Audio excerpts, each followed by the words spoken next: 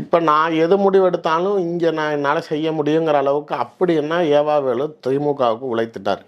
கட்சியவே நாளைக்கு கபலீகரம் பண்ணக்கூடிய ஒரு நிலை ஒருத்தருக்கு வருது அப்படின்னா ஏவாவேலு யார் பக்கத்து நிற்கிறாரோ, நான் சொல்கிறது இப்போ நேருக்கு கூட அந்தளவுக்கு வாய்ஸ் ஃபேக்டர் கிடையாது. ஆனால் கட்சியில் பெரும்பான்மையாக ஓப்பனாக சொல்லணும்னா ஒரு 30 சட்டமன்ற உறுப்பினர்களுக்கு மேலே, செயற்குழு உறுப்பினர்கள் ஒரு 70 பேருக்கு மேலே, பொதுக்குழு உறுப்பினர்கள் நாளைக்கு ஒரு 300 பேருக்கு மேலேயாச்சு ஏவாவேலு சொல்கிறத மட்டும்தான் கேட்பேன் அப்படின்னு ஸ்டாலின் பேச்சே கேட்காதவங்க இருக்காங்க. ஓகே, இன்றைக்கும் அமைச்சரவையில் இருக்கக்கூடிய ஒரு 4 பேர் அவர் சொன்னதனால் மட்டுமே அமைச்சராக இருக்கிறார்கள். அந்தியூர் செல்வராஜ்னு ஒருத்தர் ராஜ்யசபா எம்பியாக இருக்கிறப்ப இவர் நாளைக்கு அவருக்கு சீட்டு கொடுங்க அப்படின்னு ஃபைட் பண்ணதுனால மட்டுமே விபி துரைசாமி திமுகவிலிருந்து வெளியேறி பிஜேபி போனார்.